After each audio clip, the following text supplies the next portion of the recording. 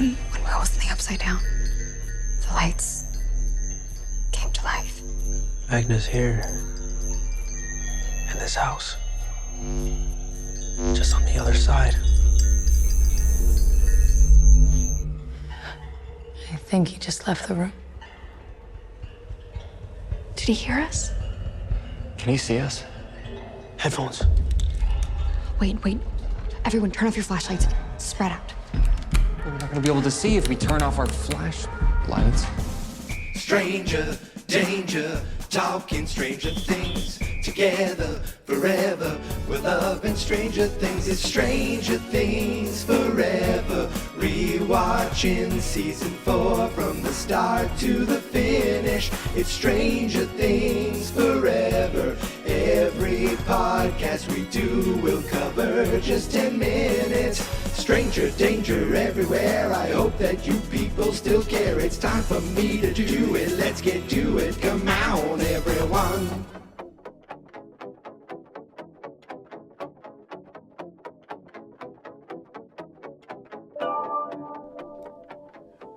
Greetings, stranger friends, and welcome back to Stranger Things Forever, where today we will be talking about Part 7, the final part of Chapter 5, The Nina Project. And I told you that I was going to be away for a few days. Most of this week I was away. I was driving. I was in Florida. I did have my laptop, and I had all these dreams of staying up and taking notes, and then going for long walks with my recorder and talking about the 10 minutes of Stranger Things along the way. And I had this whole idea of it'll be fun. I'll be out and about on the road, kind of like, just a live, quote unquote, in public stranger danger, which I've done for many other podcasts. I don't know if I've ever done it for Stranger Danger. Maybe my first ever, the original quote unquote trailer that I made for the show was me walking around the neighborhood. But I don't even know if I have that up anymore. I might have replaced that with a shorter trailer. But nevertheless, I don't even know if that's the right word. I just never did it. I did one podcast thing on Sunday for a different show that comes out on Sundays or whenever the Patriots play. I'll just leave that at that. But other than that, I just kind of tried to relax a little. I did a lot of reading, and I survived. So just to remind you again, because I'm sure I don't talk about it enough, on Saturday, my mother-in-law and I drove with her doggy from Massachusetts to Virginia, Fredericksburg, Virginia.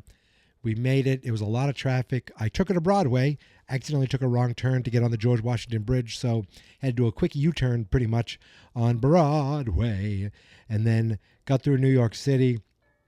That was the most stressful day of driving, because you just got to get through. I always say you got to get through D.C., but we don't really see D.C. We see New York, the George Washington Bridge, and the Jersey Turnpike. We get through all that, make it to Virginia. I walk all the way 1.5 miles to go to Bojangles, which is like a chicken fast food restaurant. And then I collapsed, probably fell asleep, not from walking, fell asleep probably around 8 o'clock that night. The next day is the short day. So we only drove from Virginia to South Carolina, but we're thinking about maybe making that a little further next time, because the last day becomes a very long day of going from South Carolina to Florida. It's like we get to Florida and we're like, hooray, we made it to Florida. Okay, now we have, 3 more hours of driving in Florida just to get to where we're going. Maybe even more than 3. No, it's probably more than 3 hours now that I think about it. It was a long day. And then once I get there, I'm in Florida with my mother-in-law, her 2 brothers, and they live there year round. And it's just like, okay, we get there at 4 o'clock. They're like, come on, let's go get pizza at 5 o'clock. I'm like, I am tired. I want to do nothing with any of you, but I have to be the good son-in-law and be like, yes, let's go get pizza together. Was the pizza good? Yes, it was good. Do I want to hang out with an 81-year-old, an 83-year-old, and an 89-year-old, and the 89-year-old is driving? I mean, I'm a good son-in-law. Let's just put it that way. I guess. Not to pat myself on the back, but I guess I did the right thing. Then Saturday, no, not Saturday. I'm totally thrown off. Tuesday, helped my mother-in-law with chores. Finally got to the pool for a little bit. Then we go to dinner at their brother's house again for friggin' 5 o'clock. And okay, yeah, great. Go back, relax, read a little more. Wednesday, which was yesterday, I'm going to tell you guys, but don't tell anyone I did this. My flight was at 11:15, and I told everyone it was at 10:45 because I wanted to leave early. I said, you know what? They're like, oh, it's not like Boston. You don't have to get to the airport that early. I was like, yeah, but let's leave, at this time. So we leave at 8:30 because it takes a good 40 minutes to get there. And I got there with plenty of time. My flight ended up being delayed. And I was like, I don't care. Take out my book, sit back in a chair and chill. Honestly, only was delayed about 25 minutes because of like runway construction in Boston. Everything went smoothly. Made it back home. I was like, I can't be away from my wife and my dog for 5 days and then say, sorry, dear, I'm going to go podcast. So, we hung out and did family time, but it's a regular work week for her. So she falls asleep pretty early. And I was like, should I do it? And I didn't do it because I was tired. I had a long friggin' day yesterday. But today I have the day off. So I was up early and immediately with breakfast watched the final 10 plus minutes of the Nina Project. So I don't think I'm going to waste your time anymore. I've already wasted. In fact, this might not be the last time I hit record today. I talked about this. I plan on recording another episode today. So you probably will see, you know what? I'm going to say it. You definitely will see more than one episode of Stranger Things Forever today. But I looked up Stranger Things. The only thing that popped up on the news, and again, it's everywhere because we are just, we're basically a month away now. But you type in Stranger Things on Google News. On Google, the first thing that pops up in the news is about the Duffer Brothers confirming that Eddie Munson will not be returning. Well, is that really a shocker? I mean, we could have had a Dear Billy type experience where we see a ghost or a vision. Vecna takes over, or appears as Eddie to kind of mess with Dustin or something like that. And I have to tell you, even with these saying that Joseph Quinn will not appear in season 5, they've confirmed it. I still don't believe it, or not believe. I guess I believe it. I'm not saying they're lying to us, but you never know. You just never know. And it's funny. I type in Stranger Things. The first thing that pops up, the first thing under news, not even Google News, just search Google, hit news, says Linda Hamilton is a hyper intelligent and intimidating antagonist in Stranger Things 5. Cool. That's an Empire. I'm not reading that article. I'll put a link to it though in the show notes if you want. And if you want to read it. And the Duffer Brothers confirm, and there's a bunch of different headlines talking about the Duffer Brothers confirming that Eddie Munson and Joseph Quinn will not be returning. And you know what? I'm okay with that. The kid died a hero, and there's no reason to lessen that by doing another look, we have another vision. Look, it worked great for Billy. It made sense in the way it was used. And there's no reason to do something like that again, or to be like, he actually survived in the Upside Down and he's leading a charge. He's leading a revolution, a revolt. No, nothing like that. He died a hero, but he did die. Okay, let's not waste any more time. Let's jump into the final moments of the Nina Project.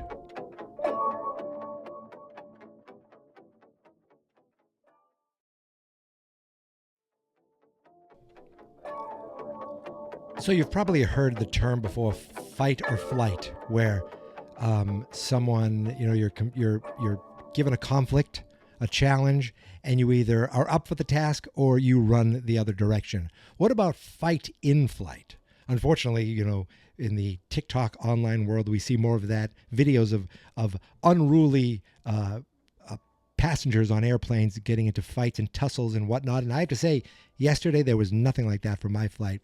But if you say we're flying from Alaska to Russia under false pretenses, you think you're going to rescue someone. Originally, that's why you're there. Then you get knocked out, you get tied up, and all of a sudden you're on an airplane with this guy who's going to turn you over to the KGB. What do? You fight in flight, and that is what is going on right now as these moments pick up.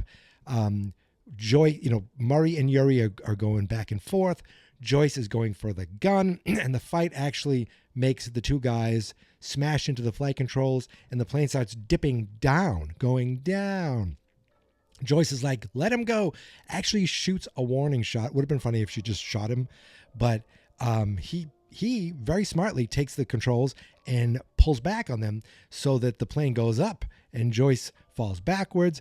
But Murray continues to fight, and he starts to get the upper hand. And he says, he does that line again. He goes, my fingers are like arrows, my arms like iron, my feet like spears, karate kick. And he kicks Yuri in the face, and down goes Yuri. And I love, as exciting as that is, like you're happy, you're like, if this was a movie theater, you'd be cheering right now. And then Joyce goes, what did you do? And his response of, what? Like was so hilarious. It's like, I said, don't knock him out. And you know why you don't knock him out? Because he's the only one who knows how to fly an airplane.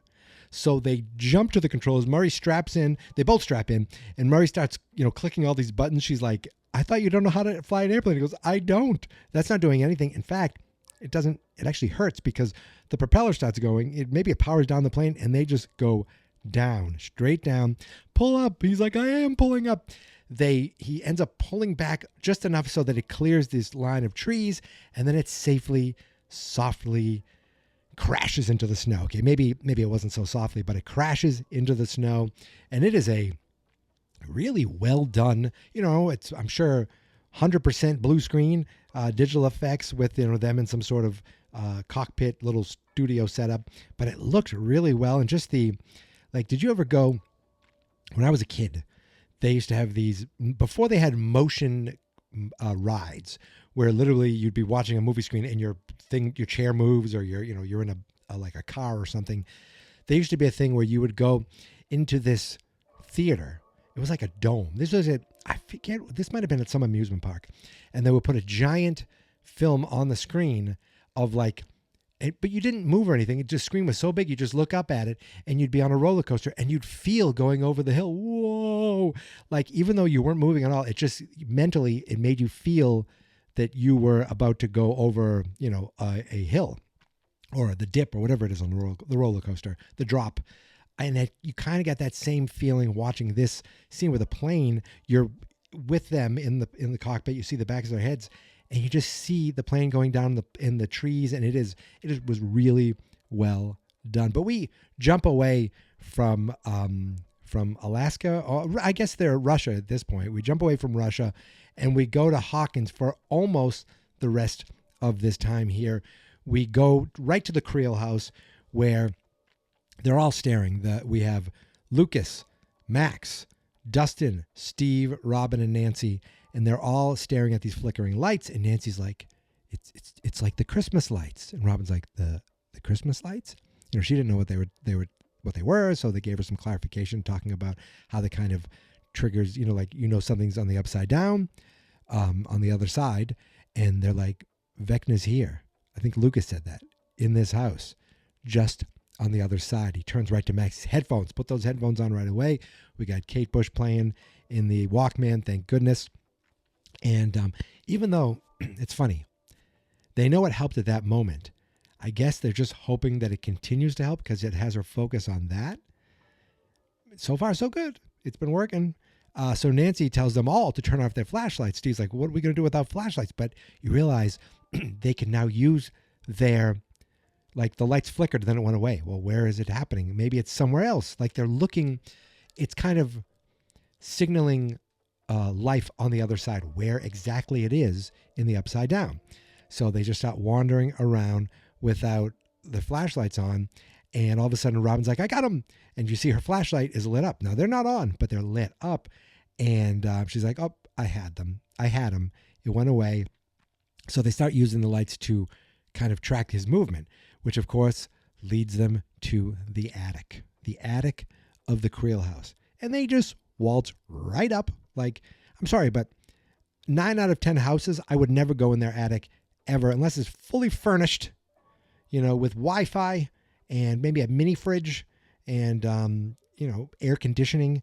But you go up to most attics, I would say, in America are haunted. I mean, everyone can agree with that, right? So you go to a house that's already dilapidated, already has a demon wizard that, in another dimension in the vicinity, and you're like, let's go to the attic. Let's all go to the attic to get creeped out. No, thank you. But these heroes, they don't care. They walk right into it, even though Dustin's like, guys, this could be leading us into a trap. Guys, if it was me, I'd be like, guys, I think I heard the walkie-talkie. I'll be right back. I'm going to go down. And kind of, it would have been good if he did do that, because over at Reefer Rick's house, Eddie's on the walkie-talkie trying his best to get to Dustin. The basketball jack-offs they're searching the whole main house while Eddie's still in the boathouse, and Jason kind of looks out and he notices the boathouse. He notices it through the window. He's like, come with me. Eddie seems to know that his time is up. Even though he's trying to get Dustin on the walkie, he's like, screw it. He realizes he's on his own. Actually, before Jason says, come with me, we jump back and we see Patrick looking around. You hear the dong, like the music cue that you think Vecna's ready to roll. But Jason interrupts and pops in, kind of snaps his mind too. And he says, come with me. Let's go. And they go inside the boathouse, and the boat that we just saw there 2 minutes ago is gone. They pop outside, and lo and behold, I think they couldn't even believe it. They're like, oh my God. And there's Eddie rowing the boat, trying to get the motor going. And all of a sudden they're like, you stop right there. And they're like, where are you going, freak? They jump in the water. Now they're on the basketball team. Does Hawkins have a swimming team? Because if they did, these kids, they should be on the varsity level because they swim so fast. Eddie has an oar and he can't get the motor going. Okay, I blame that. Boat's probably been sitting there all this time while Reefer Rick is in jail. I would say the pokey. Is that what it's called? The pokey. While Reefer Rick is detained, this engine's been sitting there. Probably has oil crudted up, needs to be cleaned out, so it doesn't work. So he keeps. You think he's rowing pretty good. Like if you row, I mean, at one point they've got to get tired, right? Maybe, I don't know, but they just keep going after him. And as I said, they're swimming their asses off. I apologize. So we jump back to the Creel house, and now they're all in the attic, and all their flashlights start flickering in the center of this room, and they're looking up under a single light bulb, and they're like, what is happening? And we kind of travel literally to the upside down, like the whole frame, the whole picture flips over. So they were in the same room, but on the other dimension. And there he is, Vecna, all hooked up to his tentacles, his vines, whatever you want to call them. And, he's lifted off the ground. It is almost like a Christ pose, very, without being blasphemous, but in a very much like godlike, I am in complete control. It is disgusting and haunting and frightening and incredible all at once. We then jump back to Reefer Rick's, and the varsity bags, see what I did there? Varsity D bags, put it together, varsity bags. They're still swimming, chasing Eddie, when suddenly Patrick just stops, and Jason looks at him. He's treading water, and Eddie's like, stay back. He's swinging the oar. Too bad. When they stopped, he should have just said the hell with this and taken off, but he didn't. So all of a sudden, we see a glimpse of Vecna, and he's like, he's kind of, I don't know, it seems like he's exerting his will. Patrick is pulled below the water, and it gets really quiet, and Jason is just in the water, and Eddie is he's transfixed too. He's just standing there in the boat, and then boom, Patrick bursts out of the water into the sky. Eddie falls into the water himself, and then we see, unfortunately, what we've seen with Chrissy, what we've seen with Fred. Now we have another teenager who's dead. I didn't mean to write that poem, but I just did. His legs snap, crackle, and pop. And yes, I apologize. That is gross. But Eddie's Eddie surfaces just enough to see the final end of his chin breaking, his eyes sinking, and he just like a husk of a boy that was there falls into the water. And you think Jason is seeing this now with his own eyes. Eddie should have been like, I'm not doing this. This has nothing to do with me. It's happening to me. I'm not doing this. Jason, you got to believe me. And Jason would be like, all right, Eddie, let's work together. But unfortunately, I think that Jason just ends up going further and further and further down the rabbit hole of insanity dealing with Eddie. The last thing we see is Patrick's dead husk, fall into the lake. I wrote down dead husk, so I said it twice.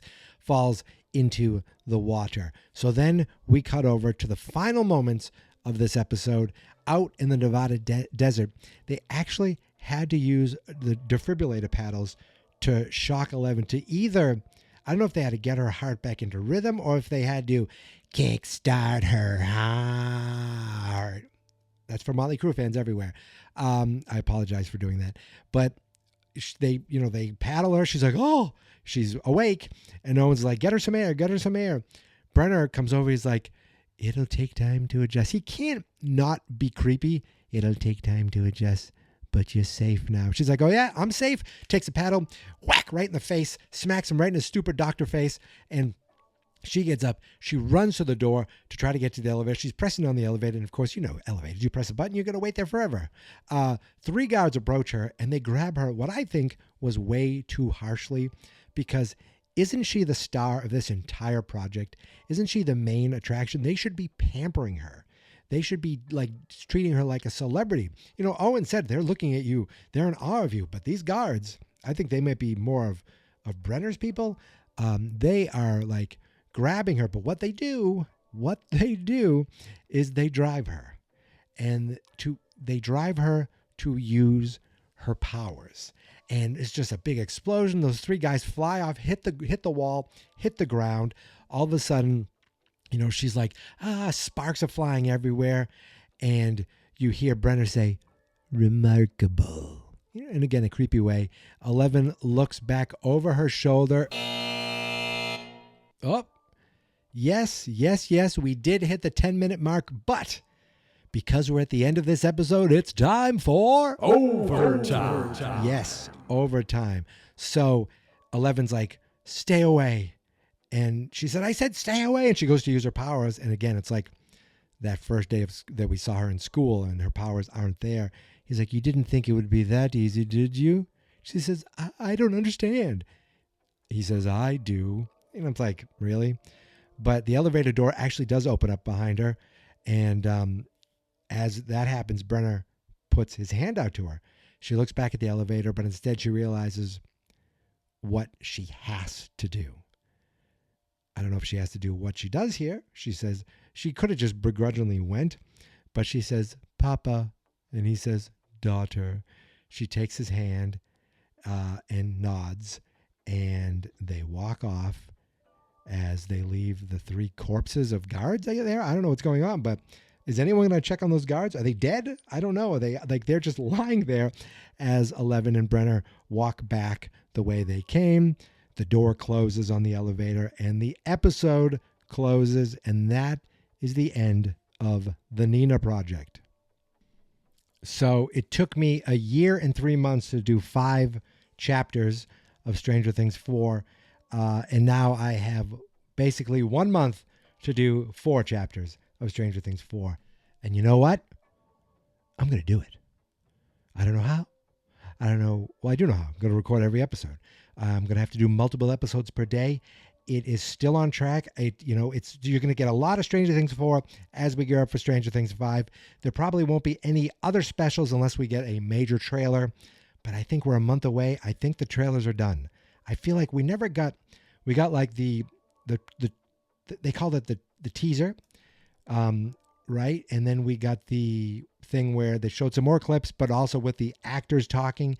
And I feel like that might be it. There might be another. Maybe there will be another one more kind of thing, because you got to see it on TV. They got to gear people up for the big day.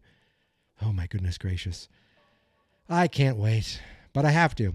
But it's going to fly by because I'm going to be busy, busy, busy. And I hope you stick along for the ride.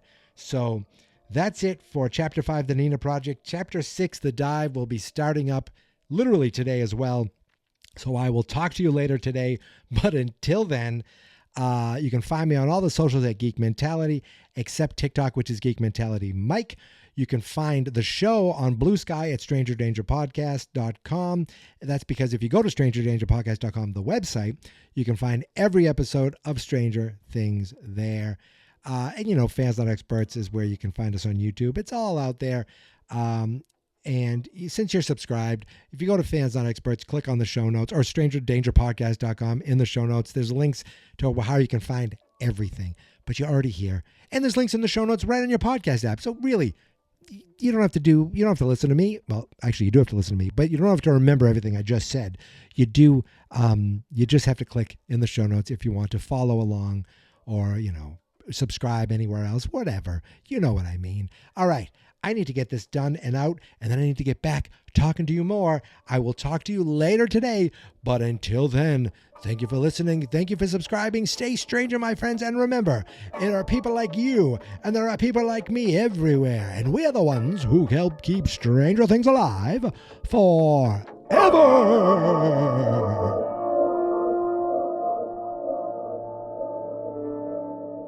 Fans Not Experts.